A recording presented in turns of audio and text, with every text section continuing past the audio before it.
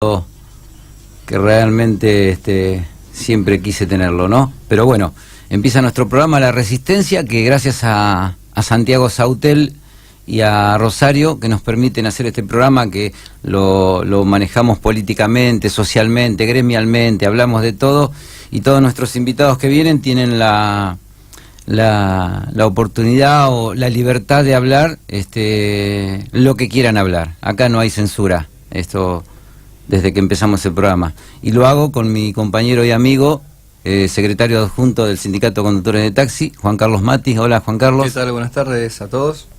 Bueno, yo la verdad que estoy muy contento de tener a este compañero peronista acá en nuestra radio, en nuestro programa, en La Resistencia, porque la verdad estamos resistiendo y cada vez está todo peor, ¿no? Y bueno, invitarlo a él para mí es un honor. Gracias, Carlos Bonicato, por haber venido. No, gracias a vos, gracias a ustedes por invitarnos, darnos la oportunidad de conectarnos con la audiencia que ustedes tanto trabajan todo el día. Sí, tenemos una audiencia, la verdad, muy amplia. Esta es una radio digital que sale en directo y lo ven mucha gente. Y bueno, nuestro programa también lo ve mucha gente. Así que, bueno, la verdad que gracias por haber aceptado la invitación, Carlos. Gracias por venir. Para mí es un gusto, además está muy buena esta idea de reflexionar en una situación tan compleja como la que está viviendo la Argentina, la que está viviendo el mundo en general, pero Argentina, digamos, los países vecinos, América, son situaciones que necesitan la atención de todos, ¿no? Y de la participación. Lo más importante es que nosotros todos podamos participar opinando y actuando, pero las opiniones también permiten una construcción colectiva de las soluciones. Y por eso es interesante participar en estos programas y ver de qué manera podemos elaborar esas coincidencias básicas que permiten que una sociedad se construya con éxito. Sí, la verdad que se están viviendo momentos muy críticos hoy estaba viendo en la televisión que para no ser pobre necesitas 24.000 y pico de pesos, para no ser pobre, para no ser indigente necesitas 9.000 pesos por mes. Claro. Yo la verdad, son pocas las personas que ganan 9.000 pesos, o sea, las que ganan 24.000 pesos son la gente humilde, la gente de trabajo, o sea, casi nadie gana 24.000 pesos. Y mucha gente gana mucho menos de 9.000 pesos. O sea, los jubilados, son pocos los jubilados que ganan más de 10.000 pesos. Sí, Mi mamá, sí, por sí, ejemplo, compañeros que conozco que están jubilados y ganan menos, o sea, son indigentes. Sí, la mayoría, si tomás trabajadores del Estado o trabajadores particulares, la mayoría están por abajo o muy cerca del límite de la pobreza que acabas de mencionar. Y las cifras que llegan de los análisis que se hacen en el conurbano, por ejemplo, de la provincia de Buenos Aires, o los conurbanos de las grandes ciudades en todo el país, que es donde vive quizás la mayoría de la gente, es realmente muy preocupante. Porque en realidad no llegar a esos límites mínimos atentan contra la dignidad de la persona. Entonces la descomposición social que surge de esas limitaciones enormes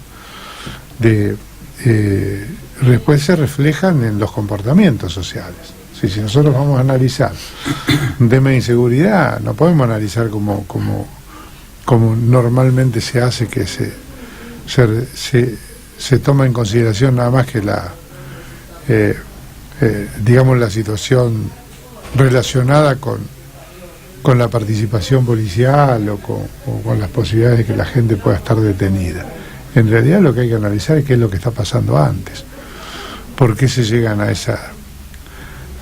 circunstancias tan graves como es el delito, que es grave para el que lo sufre, pero también es grave para el que vive en las circunstancias del delito y también para sus familias.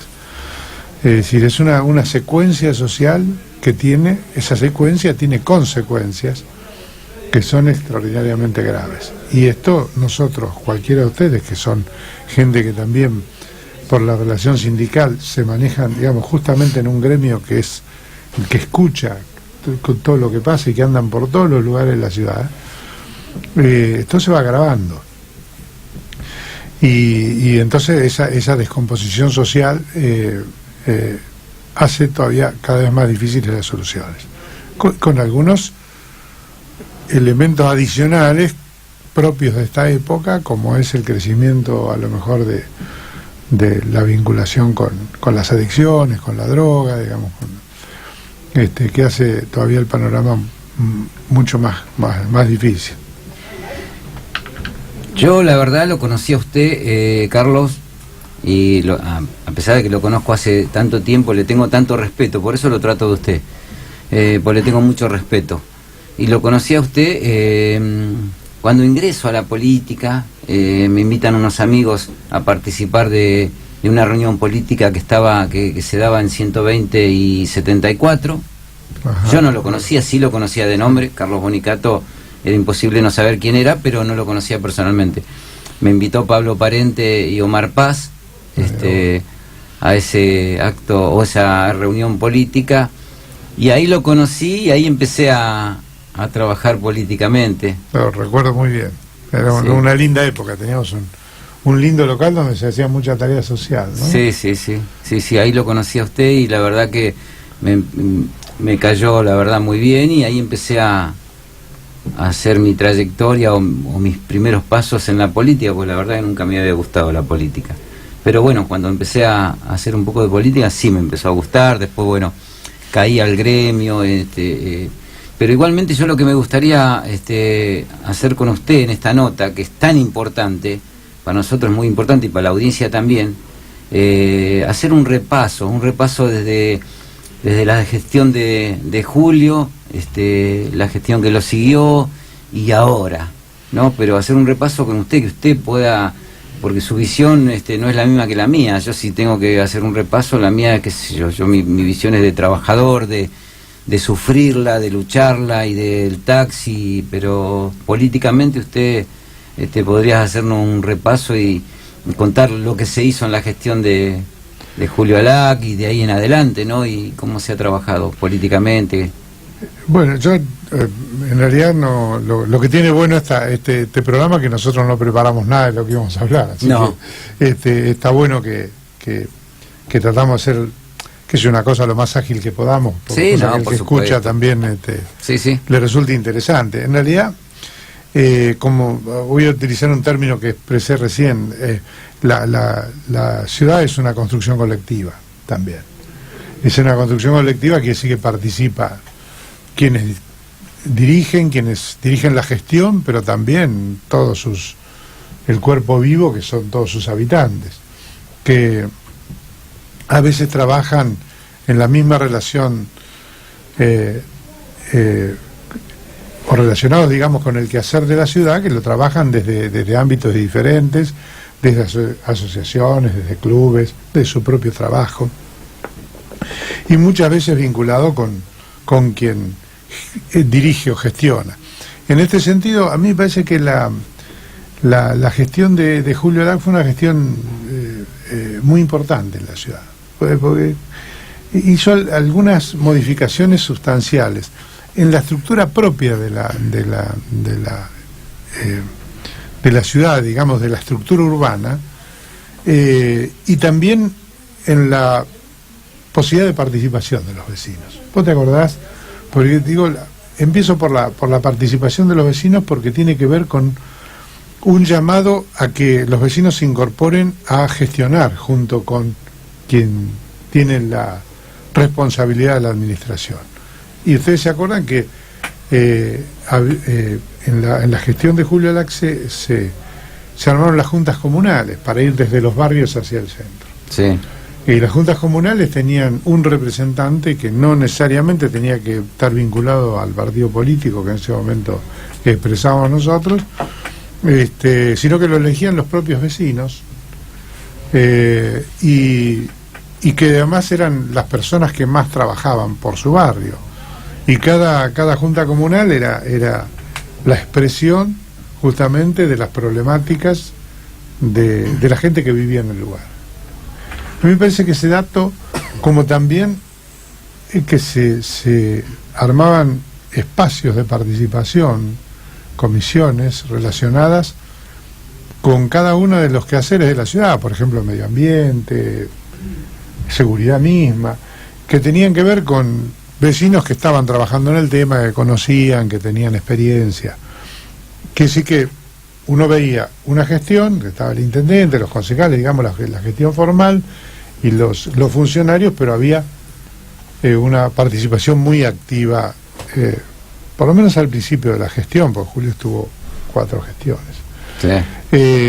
Que quizás analizándolo desde ahora no está tan bien que esté tanto tiempo una persona, porque se agota, digamos, la misma persona que está frente a la gestión también sufre una disminución de sus posibilidades de accionar. Eso lo hablamos muchas veces con Julio.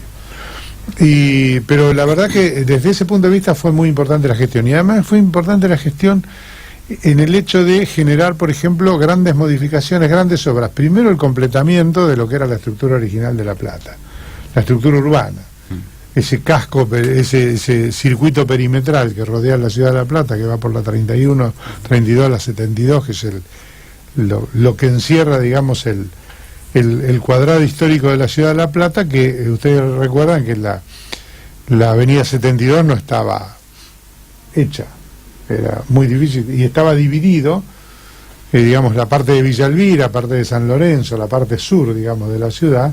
Por la Rambla. Sí, pero estaba aislada porque la Rambla no existía, sino que existían cañaverales, claro, calles en mal estado. Entonces, al terminar el circuito perimetral, no solo se termina el anillo famoso de lo que fue, digamos, el diseño original de la ciudad, y que permitió, desde luego, una comunicación mucho más intensa de toda la ciudad y la utilización de ese circuito justamente para aligerar las posibilidades de transporte. Ustedes que de esto saben mucho porque están todo el día en la calle con los vehículos, sí, sí. Sino que además integró la ciudad. Porque estaba, digamos, la persona que vive en 73, 74 estaba muy separada del resto de la ciudad. Sí. De modo tal que hoy las calles Villa Elvira, digamos, vamos a poner hasta desde 72 a 80, vos no diferenciás, digamos, el centro de la ciudad. Yo viví muchos años en Villa Elvira. Yo me acuerdo. 13, claro. 78, vi 79. Bueno, ahí te das cuenta lo que era la diferencia, ¿no? Y entonces, bueno, primero ese anillo que se completa, y después ingresos a la ciudad. La ciudad de La Plata tenía el único ingreso que tenía, Camino Centenario, y el Belgrano diezmado en el sentido, no solo porque estaban en malas condiciones, sino porque además es muy estrecho, muy angosto, están las casas muy cerca de la banquina, por lo tanto tenía esas 2 entradas únicas. Y ahí se hizo la 25, la calle 7. Ustedes recuerdan aquella, la calle 7, que además había muchísimos accidentes. Bueno, eso sí es no solo la calle 7 hasta Gonet, sino el paso bajo nivel, que son obras que agilizan enormemente el tránsito. Y también completando, digamos así, esa estructura vial, sin perjuicio del plan 1000 cuadras, que realmente se hizo un intenso trabajo de pavimentación. Que significa, la pavimentación significa avance en la dignidad de vida de los vecinos. No solo significa el asfalto, sí, sino que significa digamos, la posibilidad de que los vehículos ingrese una ambulancia, que ingrese la policía, que ingrese en situaciones de emergencia, y además después de eso todo lo que son los servicios que se dan como una añadidura de esa incorporación de asfalto, sino también cómo los vecinos se empiezan a integrar de manera tal de que cada vez piden más, que es una consecuencia natural de lo que es la evolución del ser humano, ¿no? Si estoy un poco mejor, quiero estar todavía un poco más en condiciones de vivir bien. Así que esa estructura de comunicación, yo iba a mencionar calles que se hicieron en ese momento muy grande que fue la 143, una avenida que me acuerdo había muchas críticas, decían la avenida de la pobreza, y sin embargo generó una comunicación importante, crecimiento de los barrios. No sabía que se decía eso. La 143, claro, porque se hizo, es una obra estructural de doble mano, y después se hizo la 155, acordate también. Sí. Bueno, no me viene a la memoria algunas otras. Otra obra grande fue Diagonal 74. Diagonal 74, que también ahí, por ejemplo. No se podía ir al cementerio que estaba destruida. Estaba destruida. Todo empedrado era. Claro, que no se podía rescatar.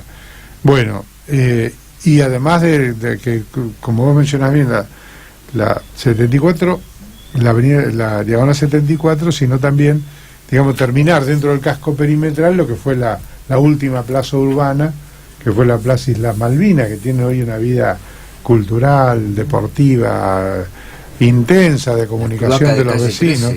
La calle 13 y el entubamiento que fue después de la primera inundación que tuvimos nosotros en ese momento y que permitió aliviar toda la zona, digamos lo que era Tolosa y Ringueré.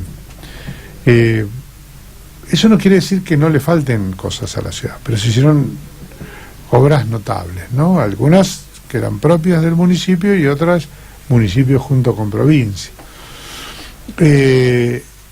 ¿Por qué estos datos? Y además muchas calles, a mí me parece que también es interesante lo que el asfalto llevó la comunicación a los barrios más alejados. Ya que estamos hablando del sur, por ejemplo, Villalba, Paligüe, las plazas. Y nosotros, Carlos, podíamos entrar a los barrios porque se asfaltaron los barrios. Claro. El taxi no podía entrar a los barrios. No podía. Entonces, el asfalto realmente es una obra básica para la vida de la gente. Entonces, desde ese punto de vista, nosotros creemos que la gestión de Julio Alac fue una gestión importante para la ciudad. No solo fue importante desde el punto de vista de esto que hablamos de los ingresos, de las calles, sino también de cómo La Plata trabajó para su propia imagen y para su propia gestión como ciudad. Que fue una ciudad que entró en el concurso internacional de ciudades, en la relación con otras ciudades, que permitió también incorporar posibilidades modernas de gestión, ¿no? De incorporar posibilidades de mejorar gestión. Esto quiero aclararlo porque tiene que ver, yo también creo que hoy la política es gestión, ¿no? En otra época nosotros decíamos la política es el trabajo, pero la política es gestión. Y la gestión tiene que ver con que uno tome los mejores recaudos para las mejores posibilidades de trabajar. Digamos, ¿qué serían las mejores posibilidades? Trabajo que sea más efectivo para los vecinos. Y en ese sentido yo digo, Plan 1000 cuadras fue un plan efectivo porque las cuadras se hicieron, porque hubo participación vecinal, porque hubo posibilidades de que la gente tuviera a veces el asfalto con cordón cunetas y a veces no, depende de las posibilidades económicas, depende de los lugares, pero fue un plan integral para toda la ciudad de La Plata que venía, digamos, en algo que a mí me interesaría decir ahora, Juan Carlos, y sí. En realidad los dos, ¿no? Para reflexionar hacia el futuro. La gestión tenía que ver con mejorar las condiciones de vida de la ciudad en términos generales. También por esa razón se compró el parque que está en Villa Elisa, ahí se me fue el nombre la extensión del parque que mejoró, digamos, la relación del donde están los animales, o sea, el parque ecológico, el del espacio público para habitantes, y en realidad con ese sentido se compró para que el espacio público brindara mayores posibilidades de tener un medio ambiente mucho más apto, que no fuera cubierto por edificios, etcétera, etcétera. Con la idea de que después finalmente no se pudo hacer, pero la idea era comprar un parque sur y un parque en el oeste, para que mejorara, digamos, esa relación medio de posibilidades de tener un medio ambiente más sano con relación al número de habitantes. ¿Esto qué quiere decir también? Bueno, además de todo lo que es la estructura cultural de la ciudad, de no perder la ciudad el manejo de algunos espacios, como por ejemplo fue la República de los Niños, como por ejemplo fue el pasaje Ardo Rocha, que había un proyecto de ley que se lo pasaban a la provincia, y nosotros peleamos mucho por eso. ¿Por qué? Porque manejar las estructuras culturales históricas de la ciudad de La Plata permitía tener un manejo mucho más sólido del proyecto de ciudad.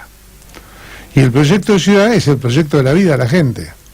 No es un proyecto de ciudad para los funcionarios, es un proyecto de vida para la gente. Por eso yo decía que lo bueno sería, más que analizar las distintas los distintos momentos de distintas gestiones de la ciudad de La Plata, lo que sería interesante hoy es pensar cómo podemos nosotros hacer algo que también se empezó a hacer en la época de Julio Alac, y que es tener un plan de crecimiento de la ciudad. Una ciudad que ahora se ha diversificado en muchos barrios humildes, que a veces se producen de hecho, más con la desesperación que tiene la gente hoy por ocupar una tierra y tener su lugar de vida. Es lo que se llama hoy, que se está trabajando en términos de derechos humanos, que es el derecho a la ciudad. Que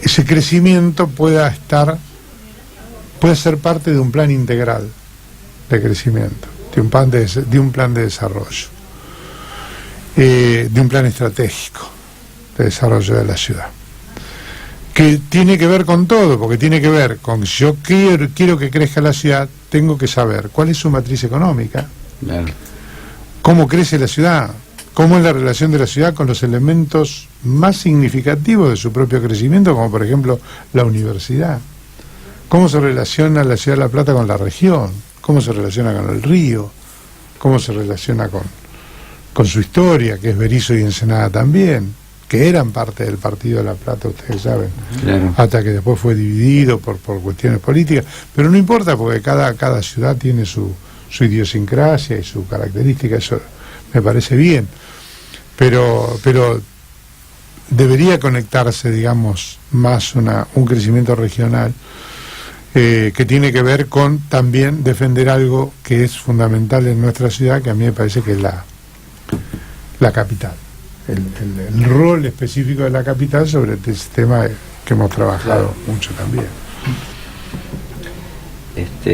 A mí me gustaría que lo estuviera escuchando el concejal Irrueta,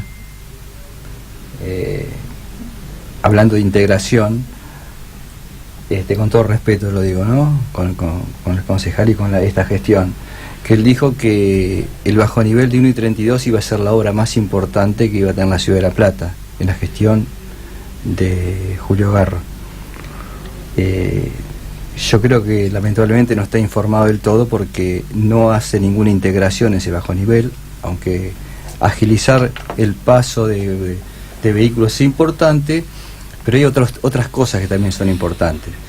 Lo toco este tema porque, bueno, lo hemos tocado en casi todos los programas, y hemos tenido claro, gente, claro, y está muy discutido la cuestión, se aduce a cuestiones presupuestarias, pero yo disiento con él que no es la mejor obra que está haciendo Julio Garro, que si se concreta, que sea ese bajo nivel. ¿Y cuál es la mejor obra?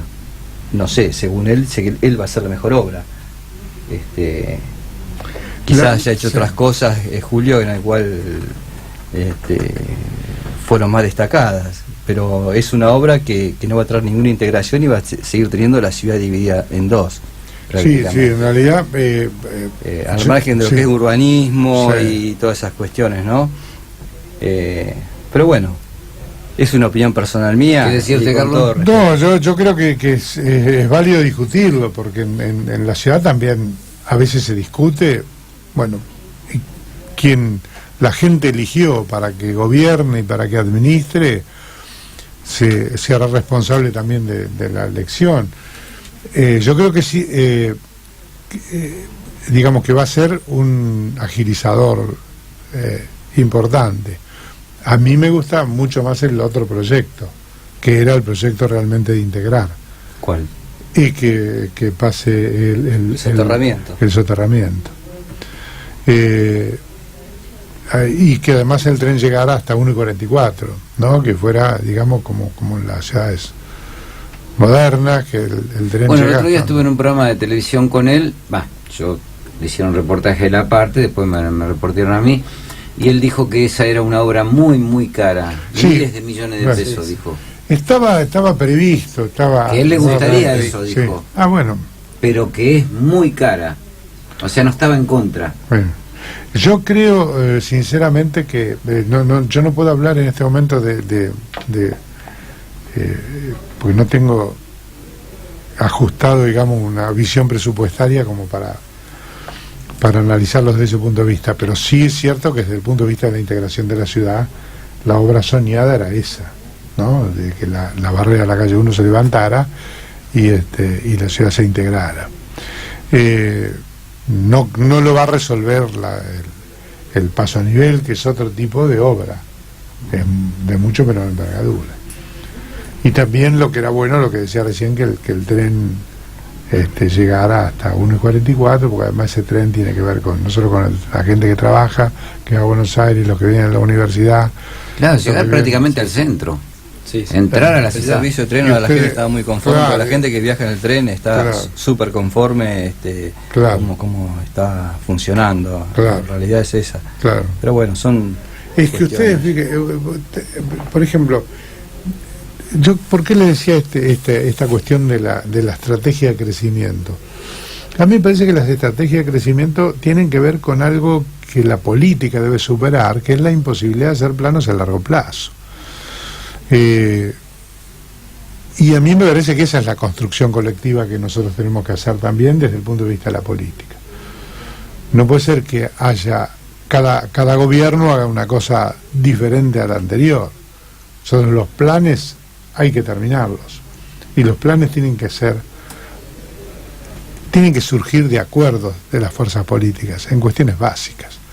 Ustedes mismos, con la tarea que hacen en el sindicato que manejan, están viendo uno de los problemas más serios que tienen todas las ciudades del mundo, pero en este momento la ciudad de La Plata, que es el tema de transporte. Sí, sí. Hoy, y además en una ciudad compleja como La Plata, que por ser la expresión de la, digamos, o el asiento del gobierno provincial, que tiene que ver con su rol de capitalidad, pero tiene que ver también con que siempre es una ciudad donde todas las manifestaciones, todos los reclamos que hacen a la vida de la democracia también, porque no hay que escapar, digamos, no hay que criminalizar el reclamo. Yo en eso estoy en desacuerdo, porque me parece que hay que orientar, digamos, la vida de la ciudad, pero también entender que la gente en una democracia tiene que reclamar, porque quiere decir que la democracia está viva, ¿no? Y pero la ciudad de La Plata lo va a tener siempre, por lo tanto nosotros tenemos que tener un ordenador del tránsito distinto, un tratamiento de lo que es la función pública del transporte, ustedes también lo son, y donde digamos, retroceda un poco el uso del vehículo privado para el común de sus habitantes, que es la verdad que los platenses son bastante cómodos y queremos todo en la auto, puerta. todo en la puerta, ¿no? Y eso es de una enorme complejidad, pero para eso hay que trabajar en acuerdos comunes. Para mí, yo creo que esa es la gran deuda que tiene la Argentina en la política, que es porque nosotros hablamos mucho de políticas públicas. En realidad lo que hay que hablar es políticas públicas de permanencia.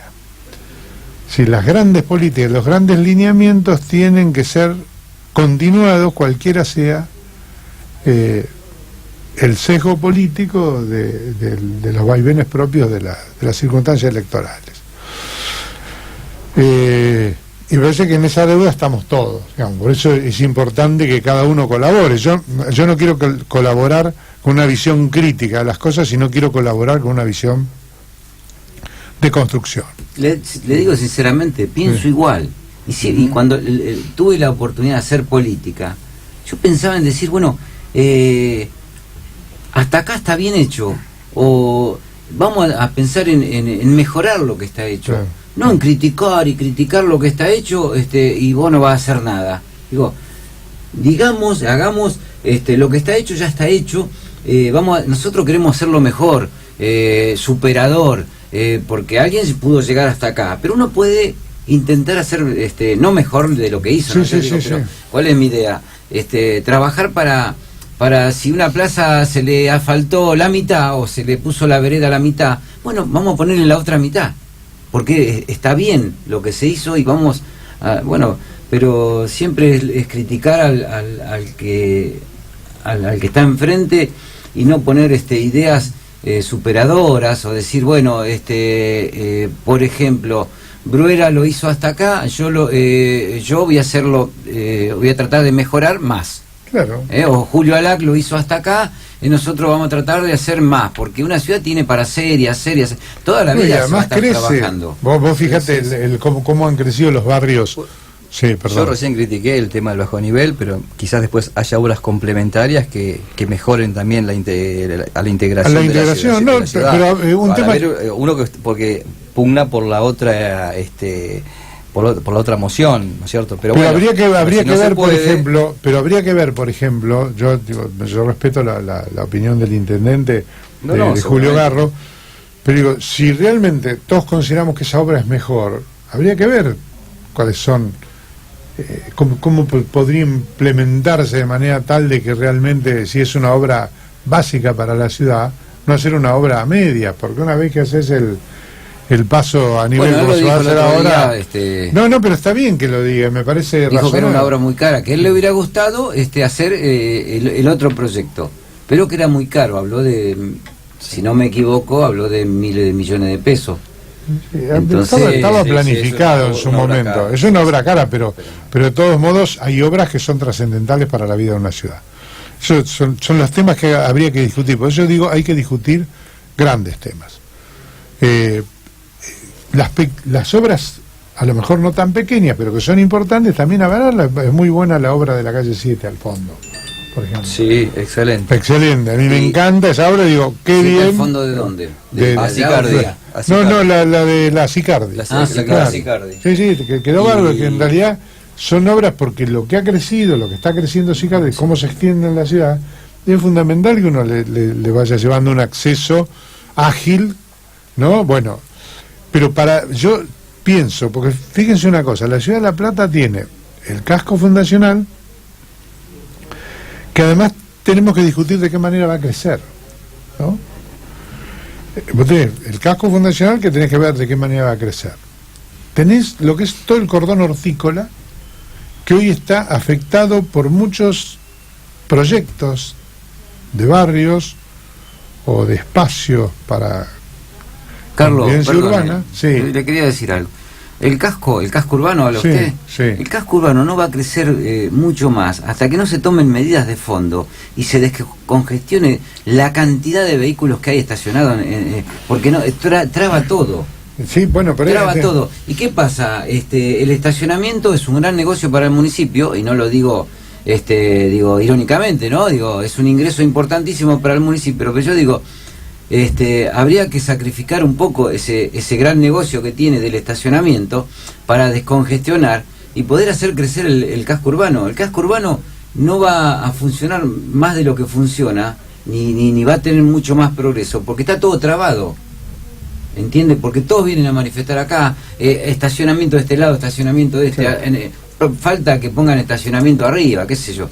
No, pero por eso yo te decía, si la ciudad vos tenés un casco urbano compacto, sí, con algunos elementos claves para el análisis de la vida de la ciudad, como por ejemplo es la universidad, que la universidad ha tenido, las conducciones de la universidad han tenido el acierto, a mi criterio, de relacionar la vida de la ciudad con la vida de la universidad, de modo tal que en lugar de generar una tendencia a ser un campus universitario, la vida de la universidad está dentro de la ciudad.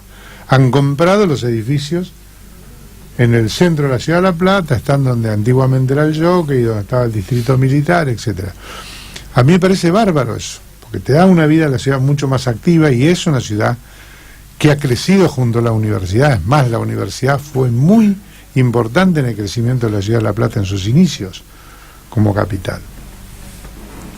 Pero quiere decir que es una ciudad que hay miles de estudiantes en La Plata, que vienen con su familia, etcétera. Por lo tanto, sí, esto es un elemento a considerar. ¿Cómo va a crecer la ciudad en ese casco urbano? Discutamos cómo va a crecer la ciudad, dónde se van a permitir las construcciones y qué tipo de construcciones.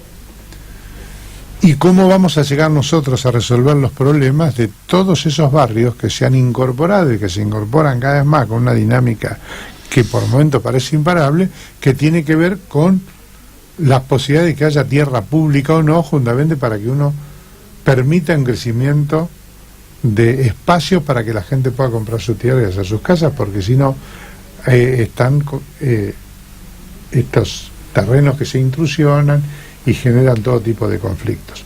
Y por otro lado, ver de qué manera nosotros podemos hacer algo que es fundamental, que es que el Estado, en este Estado, el Estado municipal, y también por momento el Estado provincial, y también en algunos sectores el gobierno nacional, ingresa en la vida de esos barrios.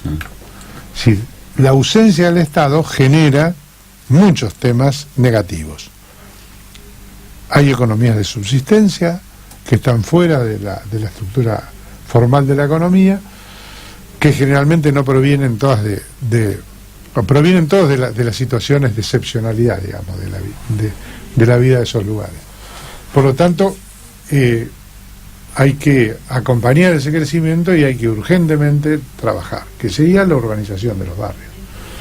El otro día se aprobó una ley relacionada con esto. Bueno, sería fantástico, pero para todas estas cosas, como yo te decía, el cordón hortícola, ¿es importante o no es importante? Sí, es importante. Bueno, Macanudo, si es importante, no lo afectemos con otro tipo de construcciones o de barrios o de encarecimiento de la tierra, la tierra se convierte en un negocio diferente, porque entonces todas esas quintas van a empezar a desaparecer. Pero hay que mirarlo como una globalidad. Entonces esa globalidad, es decir, bueno, significa que no solo lo tiene que pensar quien conduce, sino tienen que ser acuerdos políticos básicos de cómo va a crecer la ciudad. Eso es una opinión. Me parece que es la ausencia de esos grandes acuerdos afecta la vida todos los días. Nosotros tenemos cada 2 años elecciones. Sí. Entonces, o estamos un año en relativa calma y después el otro año ya es todo tipo de elecciones. Sí. Entonces, hay que trabajar sobre algunas cuestiones, no discutirlas más. Si nosotros sabemos, Juan Carlos, y sabemos los dos, perdón, me digo Juan Carlos, pero me dirijo a los dos, ¿no? Sí. Los dos somos Juan Carlos. Sí, no, pero digo Juan Carlos. En realidad tenemos que ver de qué va a trabajar la gente, cuál es la matriz económica de la ciudad, de qué va a trabajar esta gente, cómo la vamos a capacitar. Claro. ¿Cómo vamos a capacitar cómo vamos a interpretar la realidad de hoy, la tecnopolítica, la vinculación de la gente, los nuevos aprendizajes? Y para eso tenemos que hacer acuerdos políticos, pero tenemos que ser generosos, porque si vos haces grandes acuerdos políticos también estás beneficiando a quien está conduciendo en este momento la ciudad. Y bueno, hay algo que cambió mucho: la salida de la ciudad hacia lo que usted dijo, calle 7 y 137 hacia Arana. Se han hecho 2 vías realmente muy buenas. La 137 quedó excelente. Sí. La que va para Arana. Sí, y también. No parece, pero bueno, eso acerca a las personas. Totalmente. Un buen camino, una buena ruta acerca a las personas. La comunicación acerca a las personas. Entonces, esa zona se vio muy beneficiada con esas dos obras. Correcto. Calle 7 y 137, que está excelente el 137. Sí, coincidimos. De noche uno va y parece un Sí. escaléctrico, porque tiene toda la marcación Sí. a los costados luminosa. Y bueno, y eso es lo que hace falta, las salidas de la ciudad, eso saca progreso, lleva progreso. Totalmente, totalmente. Y además la gente, digamos, la agilidad, ¿no? Como La para agilidad. moverse.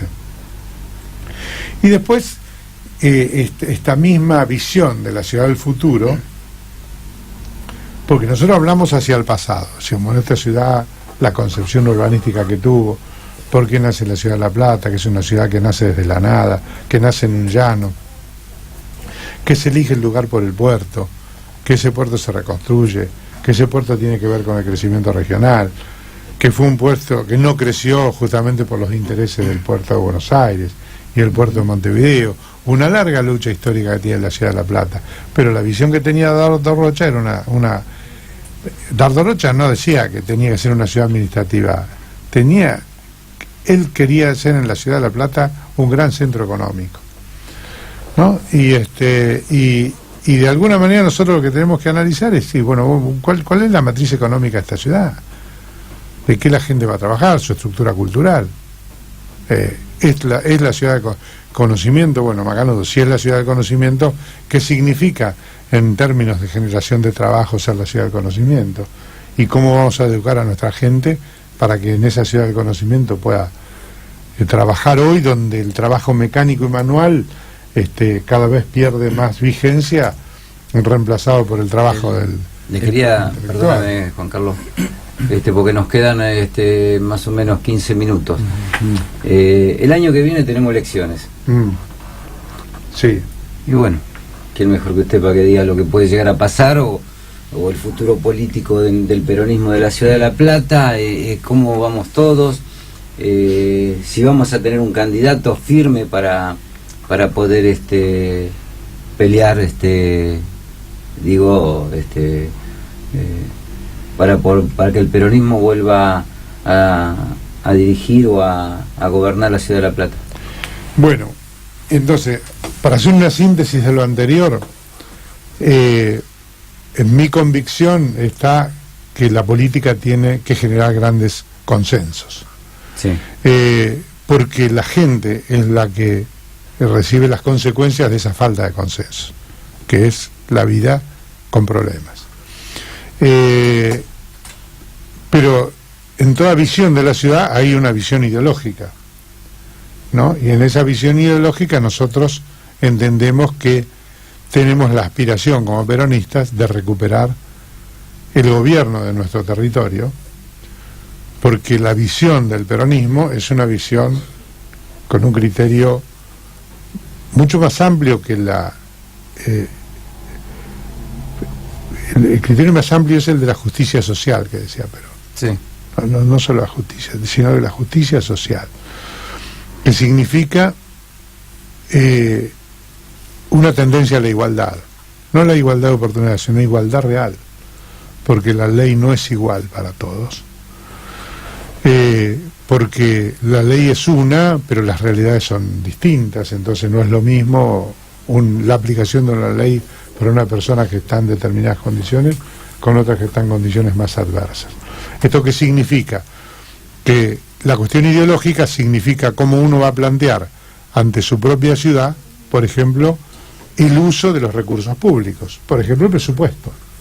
Entonces yo expreso mi ideología a través del presupuesto. ¿En qué voy a gastar la plata? ¿Y cómo la gasto? Y ahí está la visión social del peronismo, que es absolutamente diferente a la visión social que tiene la política que hoy nos gobierna.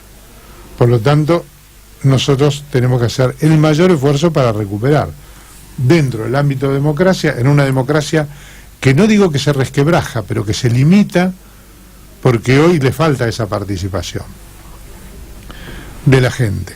Participación, cuando digo participación, significa participación en recibir los efectos de una economía que no debe ser para unos pocos, sino para muchos. Y ahí lo que necesitamos nosotros como peronismo es la unidad. La unidad. La tendencia a la unidad. El peronismo unido hoy gana las elecciones. En la nación, en la provincia y en la ciudad. El peronismo unido. Si el peronismo no está unido, se nos va a complicar. Sí. Y en ese sentido nosotros tenemos que hacer el mayor esfuerzo para explicar a nuestra gente por qué razón queremos estar unidos, porque no es cuestión que uno vaya, no vamos por un botín, Sí. sino que vamos por un futuro, Por un trabajo. claro, para trabajar por nuestras convicciones, que es tener una política que abarque a la mayor cantidad de gente posible, que es el famoso derecho a la ciudad. Y los derechos, yo he trabajado en el ámbito de derecho, como en la Defensoría del Pueblo, y siempre cuando estuve en la legislatura, los derechos se defienden con recursos. Y los recursos están en el presupuesto, y el presupuesto hay que confeccionarlo con este criterio social. Y eso lo va a hacer el peronismo. En ese sentido, yo creo que las elecciones del año que viene son trascendentes para nosotros. Sí. Hay que ganar, hay que hacer el mayor esfuerzo, la mayor generosidad, elegir la persona que pueda encabezar y todos los demás apoyar y participar y generar en nuestra gente además la mayor posibilidad de participación posible y ser también generosos y creativos en el método de selección de candidatos de los partidos políticos. Pero no nos da tiempo para hablar hoy de lo que son, de por qué los partidos políticos hoy están disminuidos en su credibilidad, justamente con la clase política. Pero habría que hablar de eso también. Y uno de los modos de romper esa falta de credibilidad es que la gente irrumpa cada vez con más intensidad en la vida interna de los partidos políticos, en los métodos de selección de candidatos. Eso va a generar una renovación interesante dentro de la política, y en eso tenemos que estar todos con generosidad también. Lo repetí varias veces, generosidad, pues me parece un elemento clave en el futuro, para que la gente participe y renovemos nosotros las estructuras de pensamiento y nos adaptemos a un mundo que cambia, que también es otro tema interesantísimo para hablar. Yo creo que la clave de todo eso que dice usted, Carlos, está en ir a ver a la gente y en ir a los barrios, no solamente los barrios humildes, sino a todos los barrios, a los barrios pudientes, a todos los barrios. Por más que sepa uno que ahí no nos quieren, ir igual. Por supuesto. Ir igual, porque siempre podés convencer una o dos personas de que vos venís a trabajar en serio. Y el ir a los barrios humildes ni que hablar, eso ni hablar. Pero decirle la verdad a la gente, que uno, y hacerle creer en serio que uno viene a trabajar, porque si no va tibio, vamos a los barrios tibios, ¿viste? A llevar el discurso tibio, la gente no te cree. Cuando la gente ve que uno lo va a chamullar y que uno sabe que está mintiendo y le está diciendo cosas, la gente se da cuenta. Entonces, ir creyernos nosotros mismos, que saber que vamos a trabajar de verdad y decírselo a la gente que sí vamos a trabajar de verdad. Y después, cuando se gane, trabajar de verdad, no quedarse en casa o tibio, o volver a la tibieza. Eso es tristísimo, ¿no? Sí. Perdón. Aquí llegó un mensaje de Damián Ramallo. Damián Ramallo. Sí, hablando de que usted es una gran persona y que siempre y de gran corazón, ¿pone? Siempre nos ayuda con el comedor que tengo. Saludos de la familia Ramallo. Para bueno, usted le mando un gran saludo. Yo diría que es al revés, que los que son generosos son ellos, que es una familia que trabaja mucho, tiene un comedor y ayuda mucho ahí en Tolosa, y ayuda mucho a la gente. En Tolosa, mi barrio. ¿En qué calle están? Ellos están, vendría a ser, le puedo errar por una cuadra, pero 526, 525 y será 27. Ah, 28. más allá, 27, y sí, está más lejos, sí. tienen un comedor muy activo, ayudan mucha gente, y bueno, ahí Ramallo puede decir también cómo le ha crecido a él la necesidad de la gente de ir a buscar la comida. Yo ayer estuve en el PJ, que hubo una reunión con mujeres que trabajan de cartoneras y que viven de comer de la basura, y escucharlas, la verdad, viste, qué sé yo, fue tristísimo escuchar mujeres que te están diciendo que viven de la basura, viste, es una cosa, hubo varias oradoras y la verdad escucharlas, y por eso digo, tenemos que trabajar para que esa gente no tenga que vivir de la basura. Después de esa reunión en el PJ que me encantó, me invitó la gente del PJ, me fui también a la reunión que hubo en UTA. Grandes dirigentes hubo, la verdad, un montón de dirigentes, entre ellos Julio Alá, bueno, ahí me lo crucé a Carlos Bonicato, y un montón de dirigentes que veo que tienen una gana y aparte escuché cosas que hacía rato que no las escuchabas, de dejar la mezquindad, de dejar que venga otra gente, de ello acompañar, pero que los candidatos y los dirigentes y los que vienen a trabajar sean otros que vienen con ganas, porque ya llegaron, ya estuvieron, lo que hicieron lo hicieron, y ahora que venga otra gente. La verdad que, Carlos, esa reunión de anoche, las dos, ¿no? Me gustaron mucho, y la de UTA también, porque veo que sí, que hay gente que está hablando con mucha sinceridad y que quiere, que no tiene apeticiones políticas, como por ejemplo Julio Lac, no quiere ser nada, pero sí quiere trabajar para que hayan candidatos buenos y que la ciudad pueda volver a ser gobernada por gente que la quiera gobernar y que quiera trabajar para la gente. Así es. Ojalá que lo podamos hacer, ¿no? Ojalá que lo podamos hacer. Por eso digo, y además es un mundo que cambia, o sea, este es un momento complejo para gobernar, difícil, porque además es una sociedad que está en transición. Ahí hay mucha impaciencia, mucha intolerancia, sí. Mucha violencia. Hay de todo. Aunque yo pienso, yo siempre digo que la tranquilidad del bolsillo serena la mente. Sí, sí, sí. Y la gente muchas veces, como pasa, va a una cancha de fútbol y no es que se pelean el partido de fútbol, es porque viene con un montón de cosas cargadas de la casa, de lo económico, y se genera violencia porque realmente la gente le falta esa tranquilidad económica que apacigua las aguas. Y seguro, porque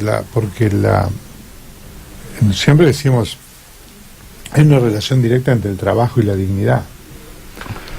Y uno, cuando no puede llevar a su casa los elementos suficientes como para tener una vida digna, se provoca una zozobra interna, un problema que después se expresa afuera también.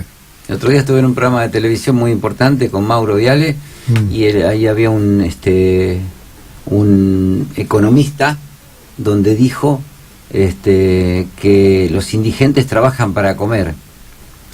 Y ahí le dije, ahí salté yo, la verdad, y digo, bueno, entonces nosotros los taxistas somos indigentes, porque trabajamos para comer. Claro. No te alcanza más que para comer. Sí, sí, claro. Con 300 pesos por día, como mucho un día, una buena jornada, 400, o sea, los taxistas somos indigentes, claro, por lo que dijo el economista, ¿no? Seguro, seguro. Porque solamente es para comer. Seguro, seguro. Hoy, la mayoría de los trabajadores trabaja para comer. Es tristísimo decirlo, pero es así. Somos indigentes. Qué bueno. Sí, la relación del trabajador con el poder adquisitivo y costo de vida es cada vez más distante. El poder adquisitivo nuestro se va cayendo día a día, lamentablemente. Quiero creer que no es adrede, pero realmente uno termina condenando estas situaciones y que se terminen de la mejor manera posible. Claro. Porque el trabajo de 12 horas para 13 horas, o tener dos trabajos en el caso de otras personas, para subsistir, no hay derecho. No hay derecho, porque no queda resto en el bolsillo para nada. Sí, además no hay derecho, no hay ninguna razón para que la gente esté así. Para que la gente esté así, porque en realidad la convivencia del mundo está hecho para todos, la tierra, los bienes, la tierra, el aire, el agua, está hecho para todos. El hombre divide y, digamos, con un concepto muy egoísta, algunos tienen mucho y otros tienen poco. Lo que pasa es que cuando uno tiene políticas como esta, que privilegian más a las empresas que a las personas, más el consumo, que la construcción de una vida digna, que no solo decimos nosotros, dice el Papa, lo dicen, digamos, lo dice la palabra de aquellos que piensan en el conjunto, y además nosotros una vinculación. Lo dice el Papa en la encíclica. Claro, no, y además lo dice el Evangelio. Yo, bueno, cada uno tiene libertad de credos, y yo soy católico, voy a misa los domingos, tengo curas amigos, y leo el Evangelio, y el Evangelio es pensar en el otro. Sí. Y en la doctrina nuestra, bajándolo a otro nivel, digamos, no por una asimilación de nuestra doctrina con el Evangelio, pero sí que tiene una raíz el peronismo en la filosofía cristiana, es pensar en el otro. Y en esto que vos decías recién, es que cuando el hombre queda solo y no puede resolver la situación de sí mismo y de su entorno, de su familia, pierde la cordura. Y la cordura social se pierde rápidamente. Sí. Entonces, pensar en el otro significa de qué manera nosotros hacemos algo para que este conjunto social no tenga que pasar por lo que está pasando. Tal cual. No abroquelarse egoístamente en las posibilidades de cada uno. Exactamente. Carlos, nos quedó, la verdad, nos quedó... Sí, hablé mucho. Nos quedó no hablo nada, no, hablamos muy poco. Nos quedó bastante para hablar. Si usted, me gustaría comprometerlo, si usted no se llega a ir de la ciudad antes o sea, en diciembre, me gustaría a mitad de diciembre o a fin de diciembre invitarlo nuevamente para que hablemos un poco más profundamente de... Sí, yo estoy acá. No salgo de vacaciones. De paso, por ahí podemos hacer un brindis de fin de año acá en la radio. Con mucho gusto. Brindar y bueno, solo o con otro, como quieran, ustedes, yo no tengo problema. Y darle la botella de vino que le mando, porque no la pude ir a buscar, pero no. Le estoy debiendo una botella de vino y cuando venga es la otra. En la otra la llevamos. De Carlitos Lasaño, que es el dueño de la vinoteca Citibel, que él, bueno, Carlito no he comprado, sí. Ah, sí, bueno, sí. Carlito nos regala una botella de vino gustosamente, él no quiere propaganda, nada, pero bueno, es él. Claro. Está bien, así que me gustaría invitarlo y poder profundizar, y bueno, si usted quiere ustedes mismos, todo lo que sea construir, a mí me gusta. Destruir es fácil. A mí también. Ayer lo dijimos también. Construir es difícil. Ayer, saliendo un poco del tema, no sé si viste a Fantino. No llego a Fantino, quiero hacer una pregunta. Asís dijo que a Olmedo había que tenerlo muy en cuenta. Quiero saber su opinión. No creo, para nada. Yo creo que la sociedad no puede haber cambiado tanto. Yo quiero respetar a todos los que están en la política, me parece, pero yo no. A mí pensar que el hombre tiene que basar su política y las posibilidades de crecimiento en reprimir, agotar, no sirve. Las cosas que ha dicho Olmedo desde el corazón últimamente. Lo dijo así. Si no lo interpreté mal yo, dijo nosotros tenemos que una persona para tenerla muy en cuenta. Tenemos que modificar. Y sí, hay que tenerlo bien en cuenta para que nunca pueda ser candidato. Así es, así que muchas gracias. Una cuestión de interpretación. No, es un gusto. Gracias a usted por haber compartido la resistencia. La verdad que... Qué palabra, ¿no? Resistencia. La resistencia. Le quería contar, esos dos cuadros que están ahí, de Perón y de Evita, estuvieron enterrados en la época que no se podía hablar ni de Perón ni de Evita, son dibujados. Claro. Me los regalaron hace un montón de años cuando yo vine al sindicato. La mamá de un amigo mío que falleció, que bueno, yo fui a donar sangre para ella, estaba muy enferma, ya estaba pobre, a punto de fallecer. Igual, bueno, los habían tenido escondidos. Ella los tuvo enterrados. En la época que no se podía hablar ni de Perón ni de Evita, en aquella época los tuvo enterrados. Y en agradecimiento a mí, a que doné sangre para ella, me regaló estos dos cuadros. Murió hace un montón de años, falleció. La mamá de un amigo muy mayor, ¿no? Sí. Y siempre los traigo acá al programa, los dos cuadros. Los traigo los dos al programa y bueno, y nuestro programa se llama La Resistencia, y agradezco a todos los oyentes, a vos, Juan Carlos Matis.